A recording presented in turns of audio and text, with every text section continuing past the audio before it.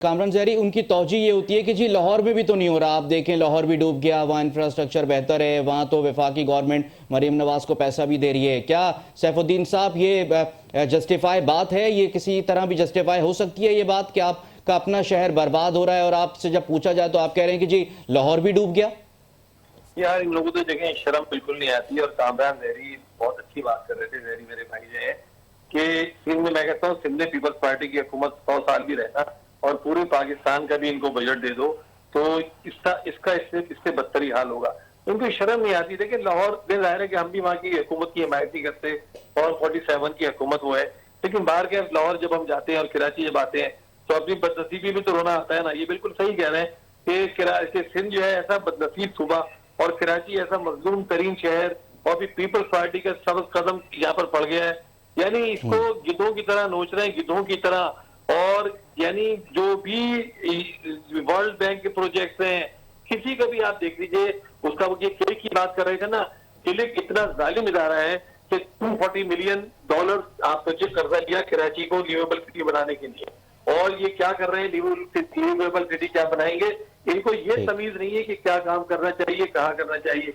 कह रहे जी town chairman ने कह दिया 30 करोड़ के 20 करोड़ के पार्क बना रहे हैं, और वो पार्क जिसको हमारा डिपार्टमेंट अगर आपसे कह रहे हैं सब कुछ शादी के लिए वो 4 करोड़ का सर शॉर्टली मुझे ये बता दिएगा कि मैं उनकी प्रोफाइल देखता हूँ, फॉलो करता हूँ, कल इंशाल्लाह हम नाज़रीन के सामने मेयर कराची की जो सोशल मीडिया की दुनिया है जिसमें वो गुम रहते हैं वो दिखाएंगे।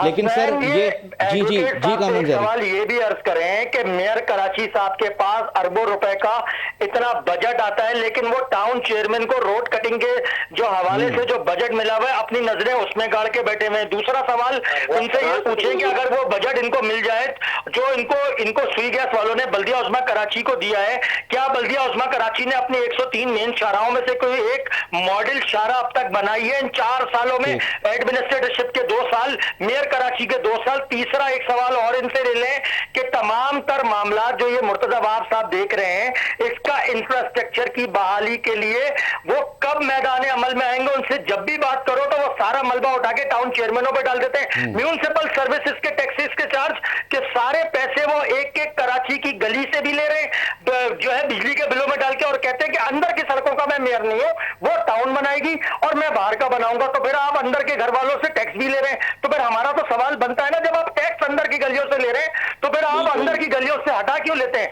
और अभी जो ये इफ्तिताह करते हैं अंदर की गलियों का, वो ये कहते हैं कि ये मेयर बना रहे हैं। मेयर कहां से बना रहे हैं? ये तो एमएनएस की एडीपीस की स्कीम है। ये जरा आगाही दें, सैफुद्दीन साहब से बोले, आवाम को बताएं ये झूठ फरेब की जो सियासत है ये आखिरकार कब खत्म होगी कराची वालों से? बिल्कुल सैफुद्दीन साहब प्लीज 30 सेकंड्स में, 1 मिनट है, लास्ट मिनट, प्लीज कंटिन्यू कीजिए। जी कराची का देखिए बच्चा बच्चा जानता है पीपल्स पार्टी। अब ये गैस कटिंग के पैसे या जो गैस की लाइनें पड़ रही हैं उसके जो पैसे मिले हैं टाउन में काम करेंगे।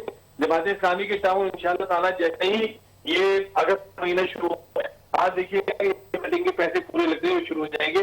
लेकिन पीपल्स पार्टी का जहां कहीं पैसे का जिक्र आए तो इनके कान खड़े हो जाते हैं और इनकी राल टपकनी शुरू हो जाती है। अरे भाई तुम्हारे पास जो अरबों खरबों रुपए हैं किया, पूरा कराची इस वक्त बर्बाद हुआ पड़ा है।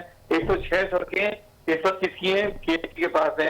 40 नारे बड़े किसके पास है? केएमसी के पास है। पूरे सिंध का बजट तुम्हारे पास है, तो तुम वो नहीं लगा रहे। तुम एक ऐसा टाउन को डेवलपमेंट के मद्दे नहीं, तो फिर टाउन से